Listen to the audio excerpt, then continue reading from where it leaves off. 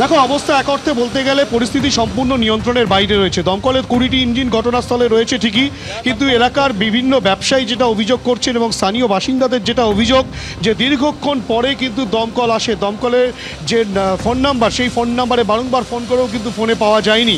যে ছবি দেখাবো ক্যামেরাসের অভিজিৎ দত্ত যে ছবি দেখাচ্ছে তুমি দেখতে পাচ্ছ যে 26 নম্বর এসরা স্ট্রিট, যেখানে এখনও পর্যন্ত গলগল করে আগুন, কালো ধোঁয়া যেমন বেরিয়ে আসছে এবং দাউ দাউ করে আগুন কিন্তু জ্বলছে। এবং এই এসরা স্ট্রিট এটা কিন্তু সকলেই জানে যে এসরা স্ট্রিট মূলত আলোর অর্থাৎ কিনা লাইটের যে ব্যবসা, সেই ব্যবসা কিন্তু এই এসরা স্ট্রিটকে কেন্দ্র করেই। এবং প্রথমে এই 26 নম্বর এসরা স্ট্রিটে আগুন লাগে ভোর 5:30 নাগাদ, তেমনটাই স্থানীয়দের স্পষ্ট বক্তব্য। তার পাশাপাশি তারা যেটা বলছেন যে দমকল দীর্ঘ সময়ে আসার কারণেই কিন্তু, অনেক পরে আসার কারণেই কিন্তু এই আগুন এতটা ছড়িয়ে পড়ে। তোমাকে এই ছবি যেমন দেখাচ্ছি, তার পাশাপাশি তোমাকে দেখাবো এই পাশেই যে বহুতল রয়েছে, যে বহুতলে কিন্তু এখনও পর্যন্ত নতুন করে আগুন লেগেছে, নিচের অংশে জ্বলে গিয়েছে।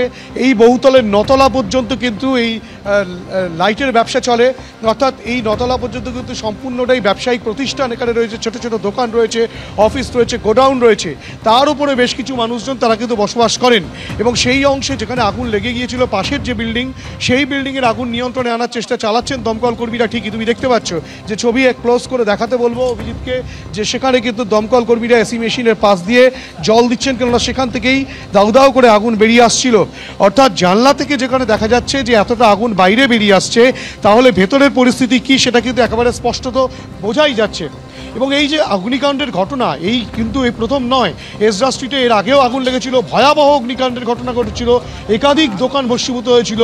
তারপরে আবারও এই আজ ভোরবেলা যেভাবে আগুন লাগে, সেই আগুন নিয়ন্ত্রণে আনতে দমকলকে কিন্তু রীতিমতো হিমশিম খেতে হচ্ছে। আপনারা তো ভোরবেলা থেকে রয়েছেন, উল্টো দিকে আপনাদের বাড়ি, ঠিক কী পরিস্থিতি, কতটা আতঙ্ক তো আমরা আছি। আমরা তো এখানে ছিলাম রাত্রে, ভোর সকাল 5:30টার সময় হয়েছে, কিন্তু প্রয়োজন ফায়ার ব্রিগেড খুব আসতে লেট করেছে, যার জন্যে যার জন্য একটু আগুনটা আরও বেড়ে গেল। 32 নম্বরটা প্রথম এই ঝুবড়ি পার্টিটা মেন হয়েছে, তারপর 32 নম্বরে আগুনটা ঢুকলো। আমরা দেখতা বহুতলে এখন, হ্যাঁ বহুতলা এখন মানে সকাল থেকে লেগেছে, কিন্তু সেই সময় ফায়ার ব্রিগেড এসে পৌঁছায়নি, যার জন্য একটু দেরি হয়ে গেল। কিন্তু আগুন আরও খুব স্প্রেড করছে আরও, কিন্তু ফায়ার ব্রিগেড যদি টাইমলি আসতো তাহলে আরও আমাদের হয়ে যেত। দমকলের সমস্ত, হ্যাঁ, কিন্তু আমাদের এখানটা এলাকাটা খুব ঘিঞ্জি বলে, যার জন্য আরও গাড়ি মানে করতে পারছে না, পজিশন নিতে পারছিল না। সুতরাং দমকল কিন্তু সঠিক সময় আসেনি, তেমনটাই অভিযোগ করা হচ্ছে।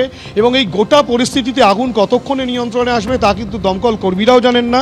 এবং স্বাভাবিকভাবেই উত্তরোত্তর কিন্তু রীতিমতো আতঙ্ক বৃদ্ধি পাচ্ছে। যে ছবি দেখাবো, যে 26 নম্বর থেকে সেই আগুন ছড়িয়ে পড়েছে পাশের 32 নম্বর এসরা স্ট্রিটের যে বহুতল রয়েছে, সেই বহুতলে গোটা পরিস্থিতিতে আতঙ্ক এলাকার মানুষজন। এবং সেই আগুন নিয়ন্ত্রণে আনার চেষ্টা চালাচ্ছেন দমকল কর্মীরা। ঘটনাস্থলে মোট দমকলের 20টি ইঞ্জিন। একদমই হিন্দোল সেই ছবি আমরা দেখতে পাচ্ছি। এই মুহূর্তে দমকলের 20টি ইঞ্জিন ঘটনাস্থলে উপস্থিত। দেখতেই পাচ্ছেন আশপাশের বহুতল, সেখানেও আগুন ছড়িয়ে পড়েছে। সুকান্ত মুখোপাধ্যায় সঙ্গে রয়েছেন। সুকান্ত, কিছুক্ষণ আগেও এই বহুতলগুলোর ছবি আমরা দেখেছি, যখন সেভাবে আগুন ছড়িয়ে পড়েনি। এই মুহূর্তে কি পরিস্থিতি, তুমি যেখানে দাঁড়িয়ে আছো, কি ছবি?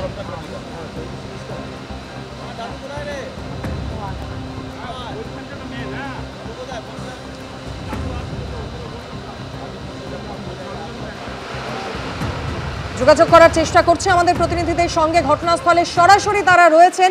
ফের শহরে ভয়াবহ অগ্নিকাণ্ড। এসরা স্ট্রিটে আজ সকালে এই ভয়াবহ অগ্নিকাণ্ডের ঘটনা ঘটে। প্রচুর বৈদ্যুতিন সামগ্রীর দোকান, প্রথমে একটি দোকানে আগুন লাগে এবং প্রচুর দাহ্য পদার্থ মজুদ থাকায় দ্রুত আগুন ছড়িয়ে পড়তে থাকে আশপাশের দোকানগুলিতে।